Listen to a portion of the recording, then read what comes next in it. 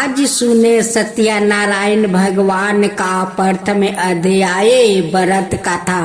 एक समय की बात है, नैसिरिनिया तीर्थ में सैनिकादिक 88,000 ऋषियों ने श्री सूत जी से पूछा, हे प्रभु, इस कलयुग में वेद विद्याओं रहित मनुष्यों को प्रभु भक्ति किस प्रकार मिल सकती है और उनका उद्धार कैसे होगा। हे मुनि श्रेष्ठ, कोई ऐसा तप बताइए जिसे थोड़े समय में ही पुण्य मिले और मन बचित फल भी मिल जाए। इस प्रकार की कथा सुनने की हमें इच्छा रखते हैं। सबर शास्त्रों के गाता सूत जी बोले, हे विष्णुवो, मैं पूज्या आप सभी ने प्राणियों के हित की बात पूछी है, इसलिए मैं एक ऐसा श्रेष्ठ व्रत को आप लोगों को बताऊंगा जिसे नारद जी ने लक्ष्मी नारायण जी से पूछा था और लक्ष्मीपति ने मुनि श्रेष्ठ नारद जी से कहा था। आप सब इसे ध्यान से सुनिए। एक समय की बात है, योगी राज नारद जी दूसरे के हित की इच्छा लिए अनेकों लोकों में घूमते हुए मृत्युक लोक में आ पहुँचे। यहाँ उन्होंने अनेक योनियों में जन्म पाए। सभी मनुष्यों को अपने कर्मों द्वारा अनेकों दुखों से पीड़ित देखा है। उनका दुख देख नारद जी सोचने लगे कि कैसा यत्न किया जाए जिसके करने से निश्चित रूप से मानव को दुखों का अंत हो जाए। इसी विचार पर मनन करते हुए वो विष्णु लोक में गए। वहाँ वो देवों के ईश्वर भगवान नारायण की स्तुति करने लगे, जिनके हाथों में शंख चक्र गादा और परदुम थे, गले में बरमाला पहने हुए थे। स्तुति करते हुए नारद जी बोले, हे भगवान, आप अत्यंत शक्ति से संपन्न है। मन और वाणी भी आपको नहीं पा सकती है। आपका आदि मध्य और अंत नहीं है। निर्गुण स्वरूप सृष्टि का कारण, भक्तों के दुख को दूर करने वाले आपको मेरा नमस्कार है। नारद जी की स्तुति सुन विष्णु भगवान बोले, हे मुनि श्रेष्ठ, आपका मन में क्या बात है? आप किस काम के लिए पधारे हैं, उसे निसंकोच होकर कहिए। इस पर नारद मुनि बोले कि मृत्यु लोक में अनेक योनियों में जन्मे मनुष्य अपने कर्मों के द्वारा अनेकों दुख से दुखी हो रहे हैं। हे नाथ, आप मुझ पर दया रखते हैं तो बताइए कि वो मनुष्य थोड़े प्रयास से ही अपने दुखों से कैसे छुटकारा पा सकते हैं। श्री हरि बोले, हे नारद, मनुष्यों की भलाई के लिए तुमने बहुत अच्छी बात पूछी है। जिसके करने से मनुष्य मोह से छूट जाता है, वो बात मैं कहता हूँ, उसे सुनो। स्वर्ग लोक मृत्यु लोक दोनों में एक दुर्लभ उत्तम व्रत है जो पुण्य देने वाला है। आज प्रेम बस होकर मैं उसे तुमसे कहता हूँ। सत्यनारायण भगवान का यह व्रत अच्छी तरह विदना पूर्वक करके मनुष्य तुरंत ही यहाँ सुख भोग कर मरने पर मोक्ष पाता है। श्री हरि के वचन सुन नारद जी बोले कि उस व्रत का फल क्या है और उसका विधान क्या है। यह व्रत किसने किया था, इस व्रत को किस दिन करना चाहिए, सभी कुछ विस्तार से बताइए। नारद की बात सुनकर श्री हरि बोले, दुख वो शोक को दूर करने वाला यह व्रत सभी स्थानों पर विजय दिलाने वाला है। मानव को भक्ति वो श्रद्धा के साथ शाम को भक्ति भाव श्रद्धा का साथ शाम को सत्यनारायण की पूजा धर्म परायण होकर ब्राह्मणों वो भक्ति भाव से ही नवबेग केले का फल घी दूध और गेहूं का आटा सवाए ले, गेहूं के स्थान पर साठी का आटा शक्कर और गुड़ लेकर वो सभी भक्षण योग्य पदार्थों को मिलाकर भगवान का भोग लगाए। ब्राह्मणों सहित बंधु बंधुओं को भी भोजन कराए, उसके बाद सवाए भोजन करे और भजन कीर्तन के साथ भगवान की भक्ति में लीन हो जाए। इस तरह से सत्यनारायण भगवान का यह व्रत करने पर मनुष्य की सारी इच्छा निश्चित रूप से पूरी होती है।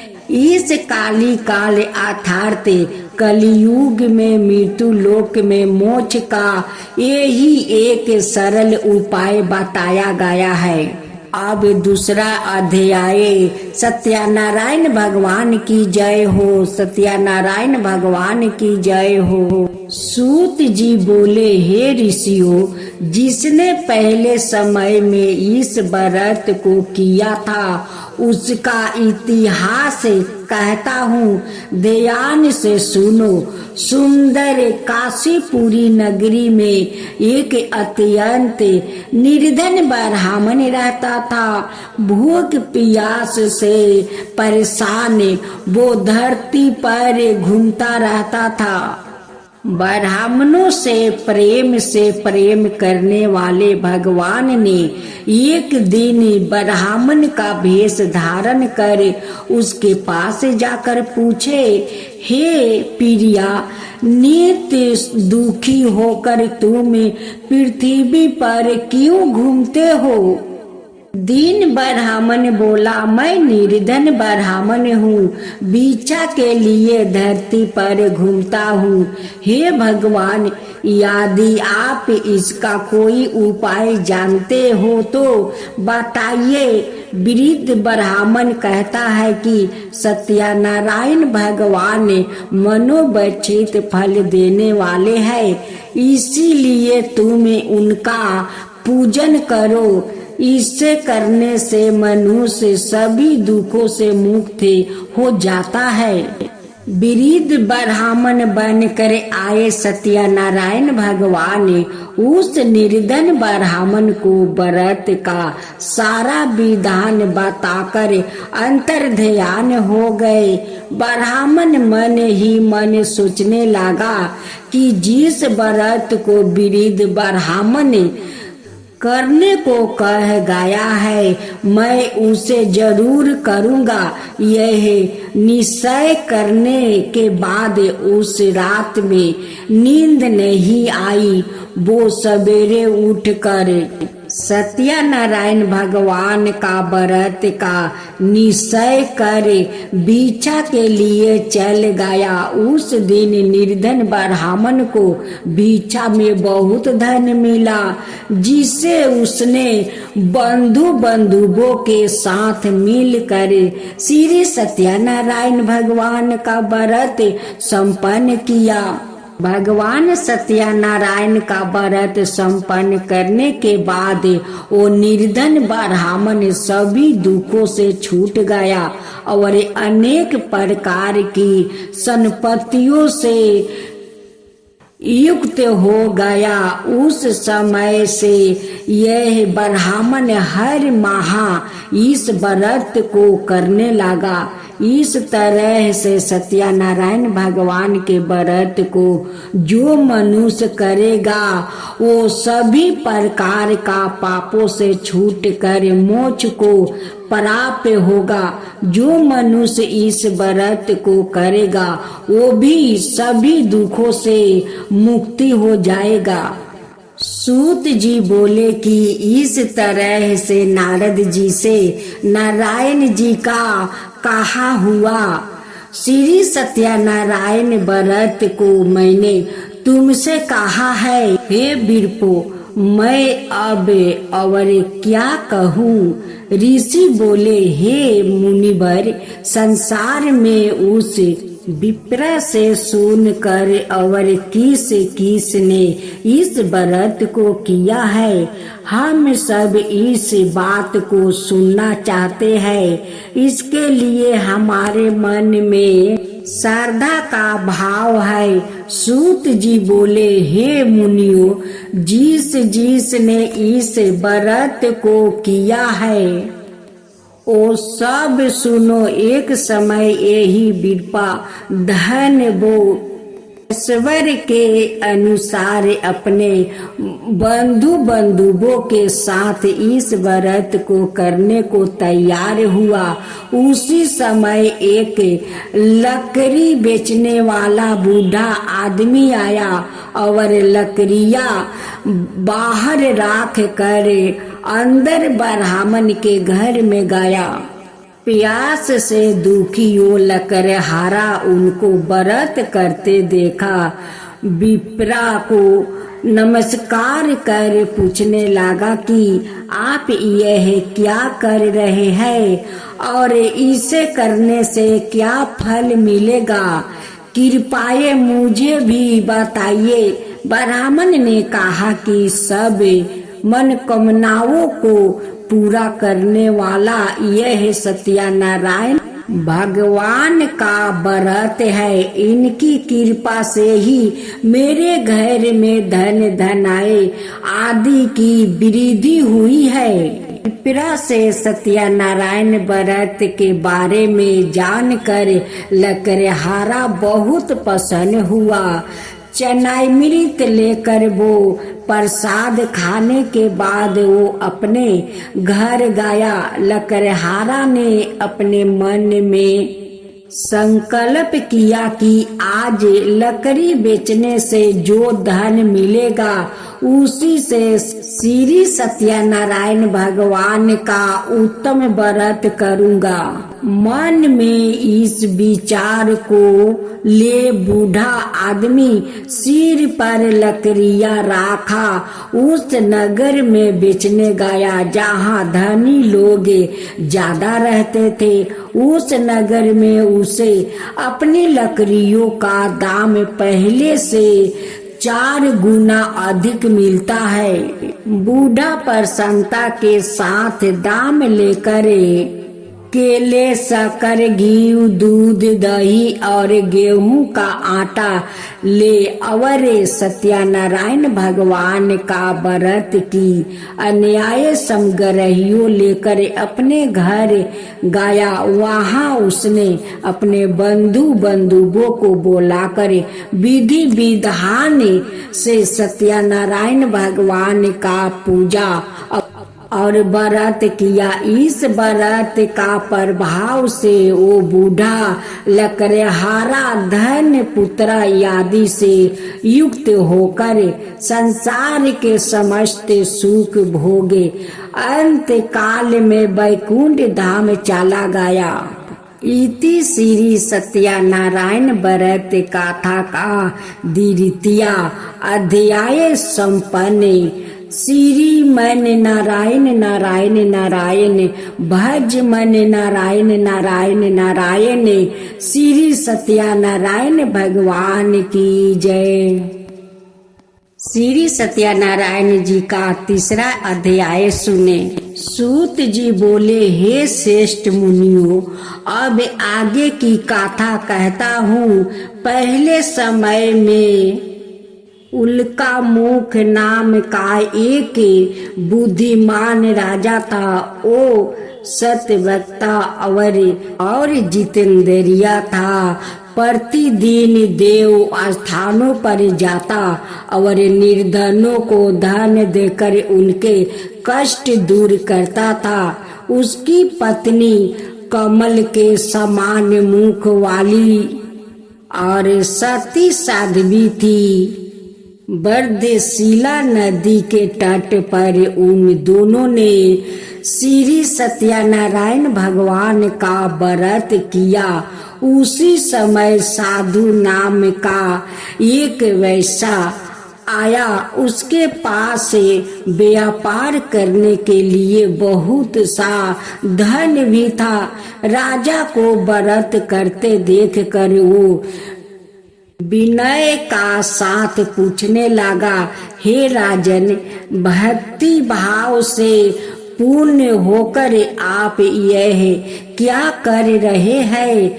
मैं सुनने की इच्छा रखता हूँ, तो आप मुझे बताइए।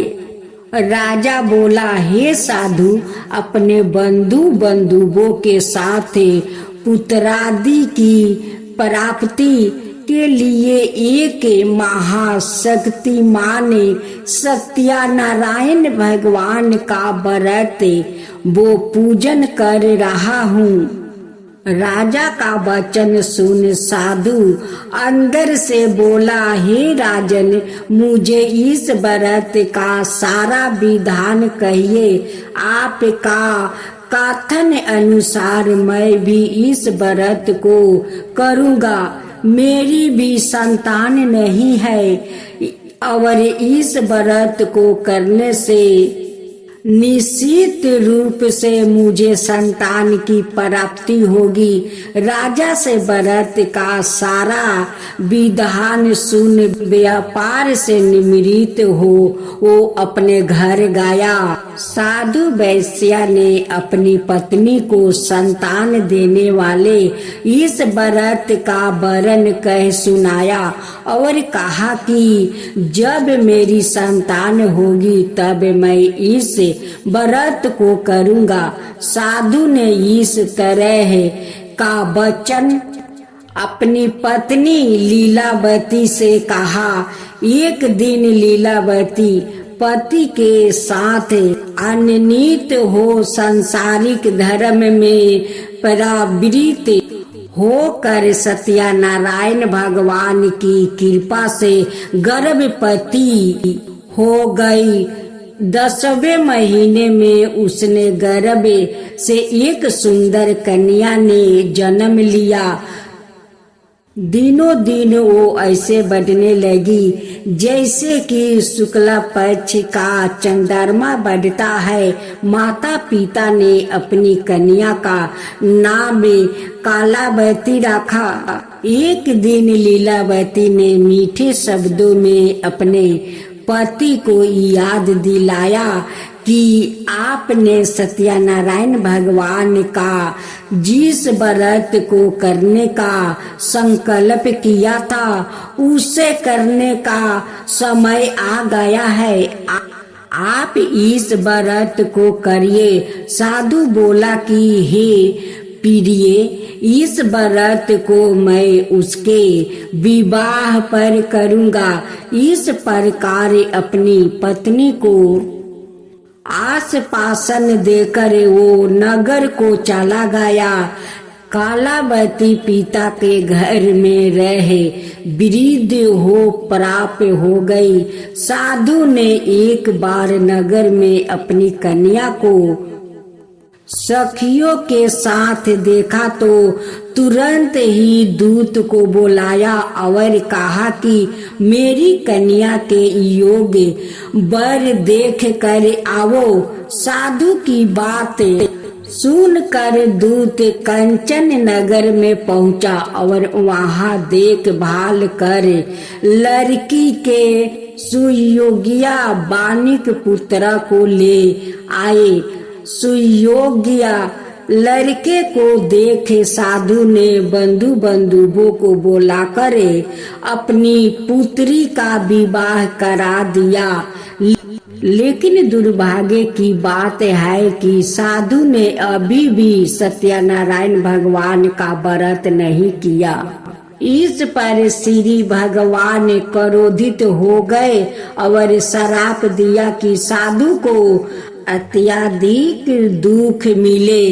आपने कार्य में कुशल साधु बिना जमाई को लेकर समुद्र के पास स्थिति होकर रत्नासारपुर नगर में गया। वहां जाकर दामाद ससुर दोनों मिलकर चंद्र केतु राजा के नगर में व्यापार करने लगे।